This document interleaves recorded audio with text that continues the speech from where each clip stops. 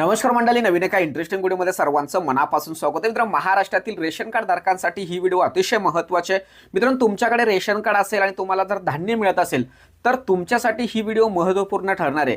कारण रेशन कार्डचे दोन प्रकार पडतात। रेशन कार्ड हे दोन योजनेमध्ये विभागलेले आहे। त्यामध्ये अंत्योदय शिधापत्रिका आणि प्राधान्यक्रम शिधापत्रिका।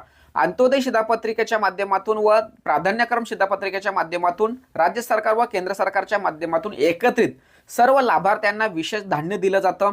आणि या धान्याच्या संदर्भात 1 जानेवारी पासून आता खूप मोठा बदल होणार आहे। 1 जानेवारी 2026 पासून धान्य वाटपामध्ये खूप मोठा बदल राज्य सरकार आणि केंद्र सरकारच्या माध्यमातून केला जाणार आहे। आता 1 जानेवारी पासून प्राधान्य कुटुंब रेशन कार्ड धारक जे आहेत या सर्व प्राधान्यक्रम रेशन कार्ड धारकांना 3 किलो तांदूळ व 2 किलो गहू मिळणार आहे। त्याचबरोबर अंत्योदय शिधापत्रिका धारक जे आहेत या अंत्योदय शिधापत्रिका धारकांना 20 किलो तांदूळ व 15 किलो गहू मिळणार आहेत। मित्रांनो, राज्यातील विविध रेशन कार्ड धारकांच्या माध्यमातून तक्रारी आल्या होत्या की तांदळाचं प्रमाण जास्त वाढलं होतं, गहूचे प्रमाण खूप कमी झालं होतं आणि त्या अनेक तक्रारीच्या माध्यमातून राज्य सरकार आणि केंद्र सरकारच्या माध्यमातून हा अतिशय महत्त्वाचा आणि मोठा निर्णय या ठिकाणी घेण्यात आलेला आहे। पूर्वी अंत्योदय शिधापत्रिका धारकांना 25 किलो तांदूळ आणि 10 किलो गहू दिलं जात होतं।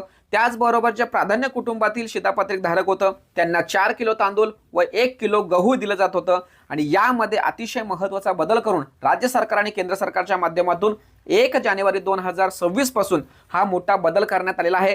त्यामुळे मित्रांनो, तुम्ही तुमच्या रेशनच्या दुकानामध्ये गेल्यानंतर तुम्हाला जे काही रेशन दुकानदार असतील ते जे काही धान्य देतील त्या धान्यामध्ये जर कमतरता किंवा तफावत जर दिसली तर तुम्हाला माहित असणं खूप गरजेचं आहे की राज्य सरकार आणि केंद्र सरकारच्या माध्यमातून 1 जानेवारी पासून वेगळ्या पद्धतीची धान्य वाटप प्रणाली सुरू केली जाणार आहे। डिसेंबर महिन्यामध्ये या पूर्वीच्या पद्धतीनेच तुम्हाला धान्य मिळणार आहे। त्यामुळे जानेवारी पासून हा बदल अपेक्षित आहे। अशा पद्धतीने मित्रांनो, राज्य सरकार आणि केंद्र सरकारच्या माध्यमातून ही महत्त्वाची अपडेट आली होती, ती तुमच्यापर्यंत शेअर करण्याच्या उद्देशाने ही व्हिडिओ बनवली। सदर माहिती महाराष्ट्रातील सर्व रेशन कार्ड धारकांसाठी महत्त्वपूर्ण आणि उपयुक्त असल्या कारणाने त्यांच्यापर्यंत व्हिडिओ पोहोचवण्यासाठी सहकार्य करा। भेटूया पुढील